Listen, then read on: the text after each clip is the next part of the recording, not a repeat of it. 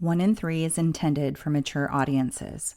Episodes contain explicit content and may be triggering as they often include violence and other varying forms of abuse such as emotional, psychological, sexual, and physical.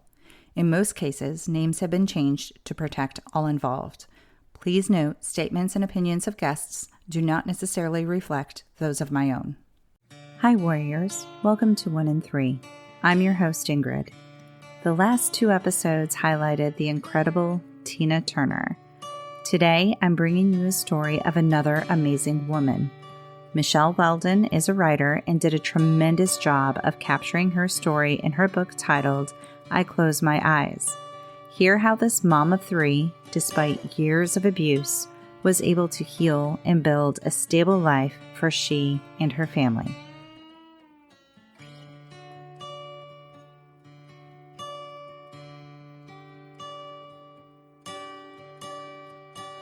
Before I begin, I want to emphasize Michele is a professional writer.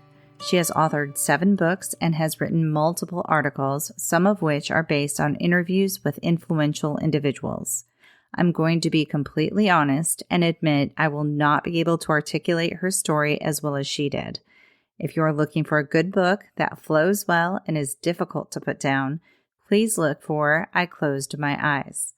Keep in mind, it is a true account of her story, and while she is not terribly graphic detailing the abuse, it can be quite triggering. Personally, I had to take some breaks and settle myself in some parts of the book. For me, it was the emotional similarities that pulled me in. That being said, here's Michele's story. Michele knew her husband before he was her husband. They had gone to high school together and bumped into each other years later. There were a lot of similarities between them, their upbringings, and their families. They were both Catholic, both had parents who were nurturing and still married. Each had long-term goals and were driven to meet those goals. He was handsome, kind, attentive, intelligent, and charismatic. It was 1983, and they were in their 20s when they began dating. As Michele spent more time with him, she kept thinking, this guy is too good to be true. In addition to everything else, he was a good kisser, even a good dancer. They met each other's families and attended parties together. They watched football, watched movies. He asked questions. He wanted to know everything about her. He revealed everything about himself, including details of how his last girlfriend was crazy and hit him. Michele didn't dwell on this fact. She only noted how horrible that must have been. Michelle's job was taking her from Chicago to Dallas. They were at the point in the relationship where it was serious, but was it serious enough to ask him to move with her? Apparently it was. Telling his family he couldn't live without Michele, he also made the move. They found separate apartments, and Michele set to work worrying if he would ever end up resenting her for this move. They spent a lot of time together, as most new couples do. When they weren't together, he would call her friends to find out where she was and how long she would be. He began to make small jabs about her family and friends. Comments about how her parents doted over her or how they put too much pressure on the relationship. A year after they met, he proposed. They immediately began planning the wedding. Then he called it off. He simply said he wasn't ready yet. He eventually did come back around, and they recited their vows on August 23rd, 1986. Michele gave him a gold wedding band with an inscription. He lost that, along with a second gold band with an inscription. He hit Michele for the first time on their first New Year's Eve as a married couple. He shoved her in the chest as she tumbled backward and fell. He was immediately remorseful and tearful, and they chalked it up to too many drinks. He slapped her 5 months later. Michele became pregnant in 1988. Once the pregnancy was confirmed, he immediately commented that Michelle's mother would now take control of their lives. 5 months into the pregnancy, he punched her in the face. There was a 2-year break before he gave her a black eye in 1990. He bit her arm in front of their 2-year-old and 9-month-old in 1991. Throughout the years and after the multiple instances of abuse, Michele and her husband were engaged in therapy. She believed he understood he needed to change and that he wanted to. Otherwise, why would he be going? She would leave sessions with the intent to change herself. She needed to find a way to alleviate his stress. The physical violence wasn't all of it. He would call her a loser or a stupid wife. He would say hateful things to her, about her, and present a beautiful toast to her a minute later. Nearing the end of the marriage, he created a separate bank account and stopped depositing into the joint account. He decided he would manage the money from that time forward. Michele would be forced to charge groceries to a credit card and even pawned jewelry from her late father to cover preschool tuition. Catholicism, having the same religious beliefs, that was one of the characteristics that initially drew Michele to her husband. He would pray before meals, he attended Mass, and he even volunteered within the church. Never would Michele have known that in January of 1995, she would hear her husband pray to end her life. Please, God, let me kill her. On July 1st, 1995, Michele, her husband, and their 3 young boys were staying at his parents' house. They argued in their bedroom after Michele mentioned she didn't like the derogatory sexual comments he made about her to his brothers. She immediately recognized his body movements as he jumped up from the bed and quickly made his way toward her. As in all the times before, she closed her eyes. But this time, her inner voice said this would be the last time. He punched her in the jaw, and at some point between that and falling to the floor, hitting her head on the way down, Michele screamed. His parents came running in. Now, the secret she had been holding for years was out. That night, she slept in the room with her boys.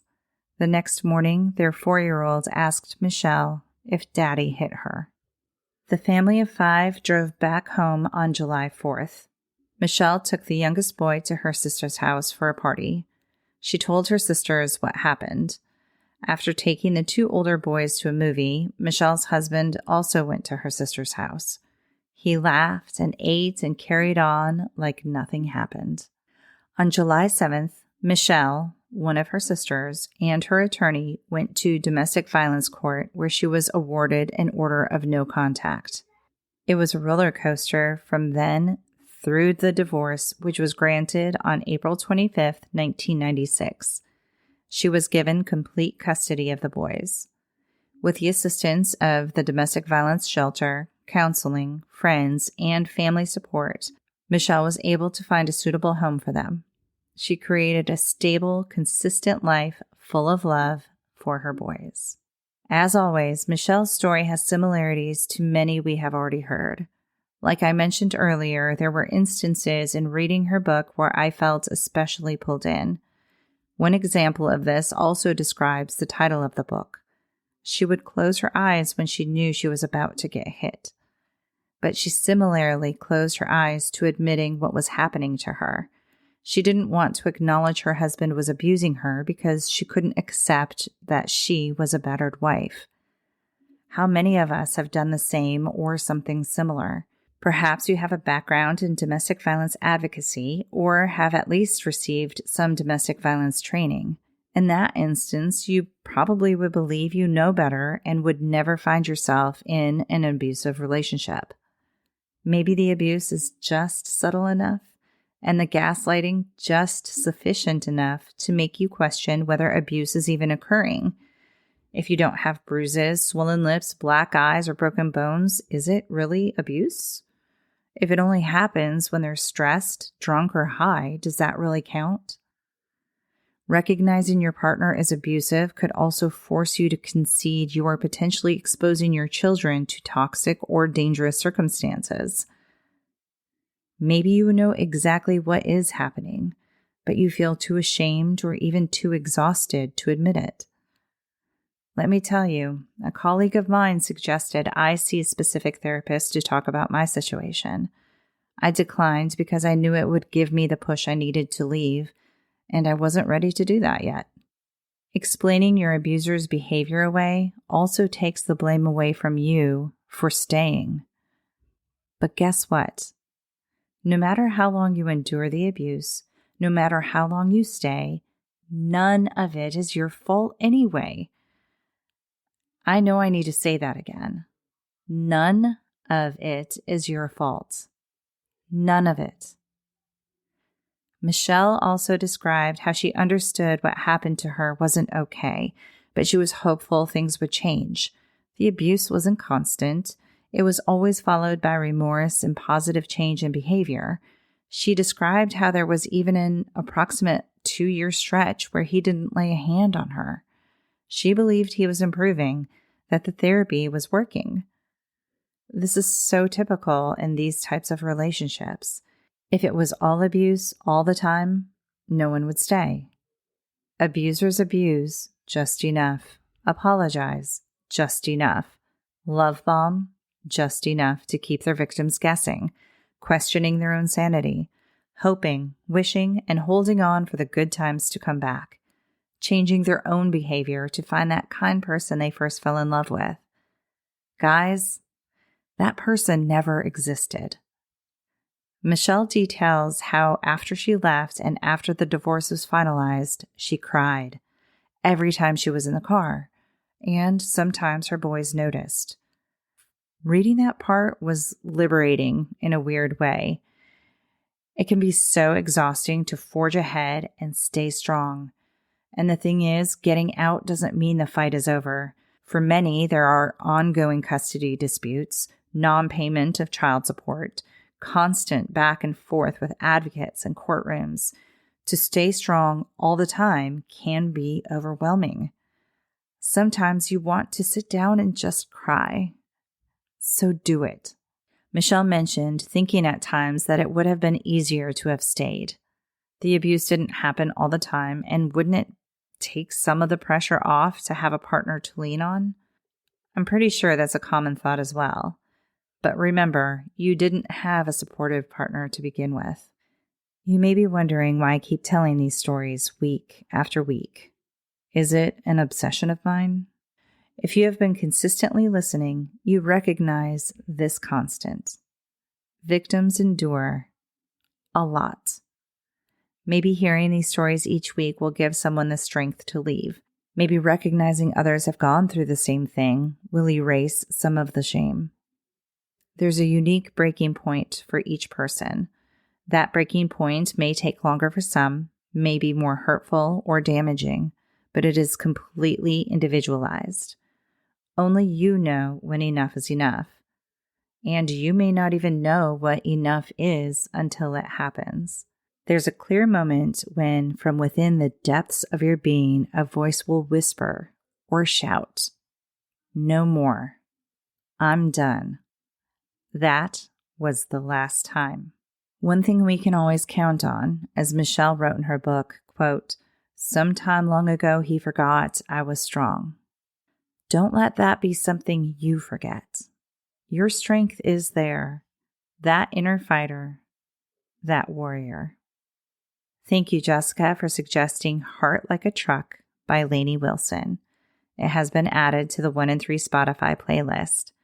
I'm going to be taking the next 2 weeks off to spend time with family and friends for the holidays. I will be back on July 12th with another story for you. Until then, stay strong, and wherever you are in your journey, always remember you are not alone. Find more information, register as a guest, or leave a review by going to the website 1in3podcast.com. That's the number 1, IN, the number 3, podcast.com. Follow 1 in 3 on Instagram, Facebook, and Twitter at 1 in 3 Podcast. To help me out, please remember to rate, review, and subscribe. 1 in 3 is a .5 Pinoy production. Music written and performed by Tim Crow.